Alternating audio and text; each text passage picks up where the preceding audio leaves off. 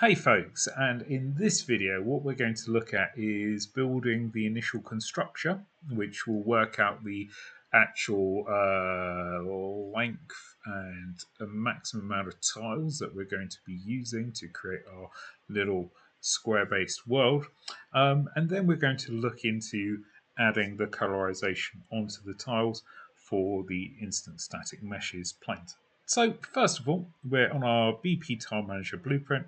We're going to go to the construction script, and we're going to first of all create two integers which are both variables, and we do that by clicking the plus button here, and we're going to give them a name. So the first one is going to be the tile max length integer, and the second one is going to be the tile line length integer. So what we're going to do is we're going to basically take the maximum amount of tiles. We're then going to have that number, which is going to be a power of 2 for ease of use for this.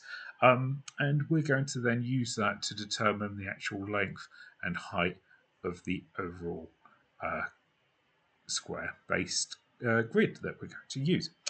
So we're going to do that by first of all getting tile line length, and we're just going to set that and associate that there to the executable. And we're then going to get the tile max length, which is going to be our data controller in this scenario. We're then going to drag out of this, click off context sensitivity and just square root this, which is going to take this number here, square root it. We'll then truncate it back into an integer, just like so. So if we press compile, we can then give this a number here, so 256 for example. So 256 square rooted should be 16, and then our tile length should be the length of 16. Just to prove that that works, let's do a quick print string. Okay, let's turn context sensitivity back on. Just put this in like so, press compile, and then put the tile manager into the game world like so. Oh, got two there. There we go. We just need the one. And then we press play, and there you go. Number 16 appeared, showcasing that this is working. So we're then just going to give this a nice little comment, right clicking on it, create comment, and call this setting tile length. Excellent. So that's the first part of our code done. We have this lovely object here, which is our data controller, which is then going to set the tile length, which we'll use later on to determine the length of how many tiles that are going to appear.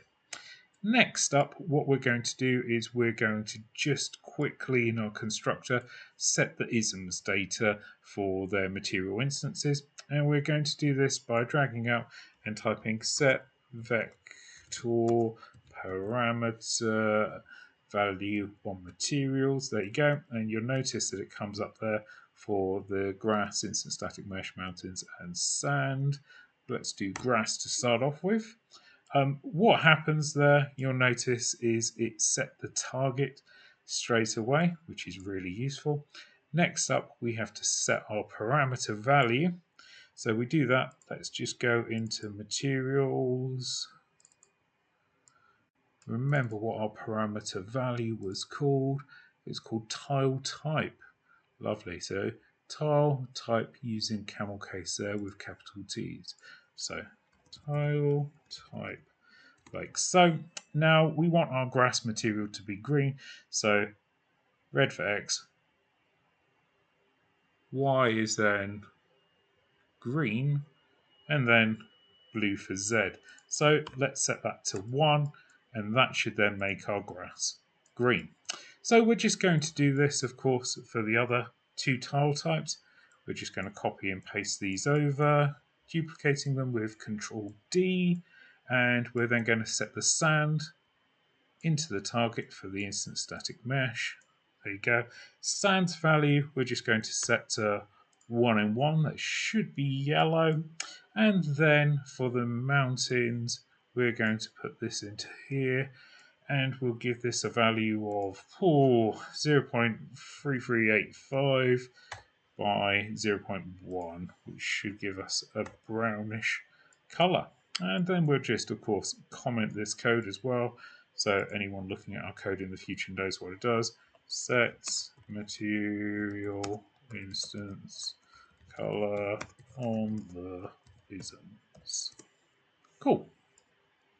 And if by magic we now have the tile length set and also the information on the isms set for the parameter colors, so we can go in, edit this later on if we need to. Just to make sure, press compile, press save, and there you go. The base of our script set up for our tile length and also the material instance colors.